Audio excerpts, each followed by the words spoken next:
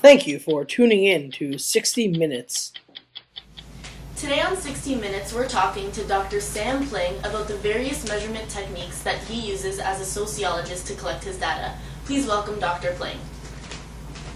Good morning. Good morning. So I was wondering if you could describe for us what steps you go through to determine which measurement technique you're going to use. Well, the initial step that myself or any sociologist would use is to first establish whether they're going to use probability or non-probability sampling. Can you please explain further for the viewers? Well, probability sampling is when a researcher uses a random process to select cases from the entire population. There are 4 types of probability sampling. The first one is simple random sampling. This is when a researcher selects cases using a purely random process. They would choose numbers from a random number table at the beginning and at any point and choose every number that appears on the chart after that point. The second type of probability sampling is called systematic sampling. This is like simple random sampling, but instead you number your sampling frame and choose an interval to create your actual sample. For example, this is a sampling list. Systematic sampling would be to choose a random point. For this purpose, we will choose 3. Then you choose an interval of 2, so that every second person in the list, starting from the number 3, is the person who would be part of your sampling. The third type is stratified sampling. This is when the researcher divides populations into subpopulations, or strata, and uses either simple random or systematic sampling to condense their sample.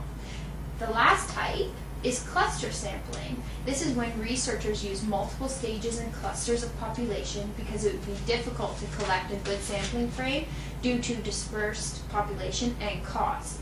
It would be impossible to list every individual in Canada attending university, so the researcher would break that population down into all universities in Canada, then further divide it into populations into universities in western, central, and eastern provinces.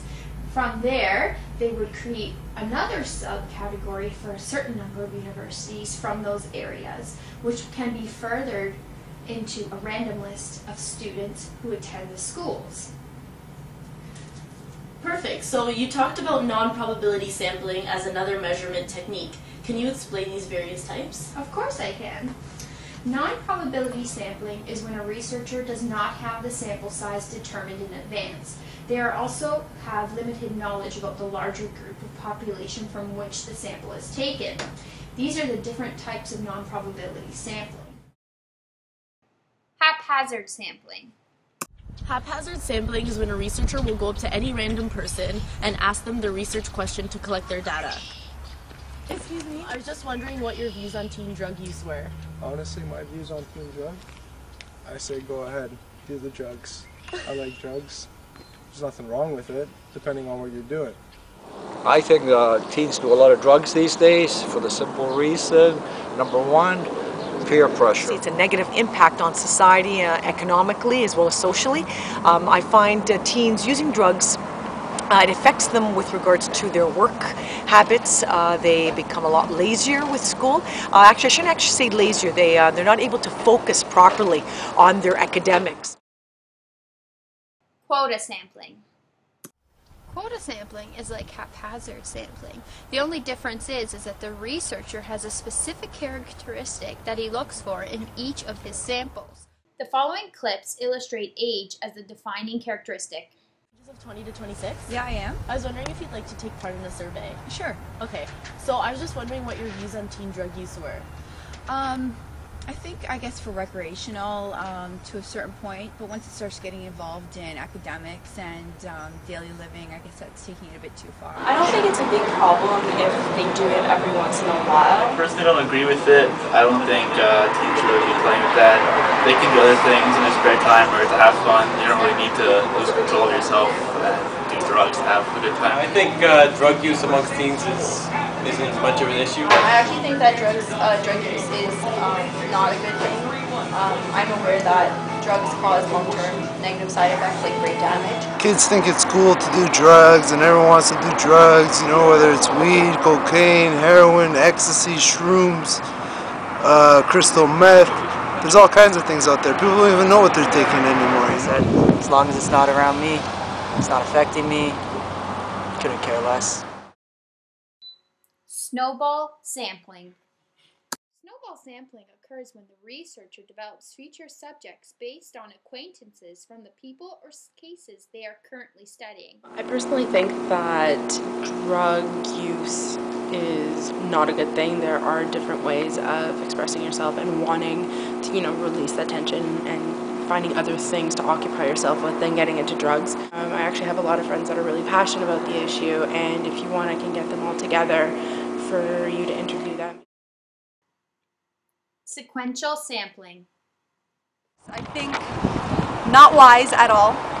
I think it damages normal physical and mental development in a teenager. Academic-wise, it doesn't help. I don't think it really helps you get ahead in life. This is an example of sequential sampling. I am no longer finding any new information.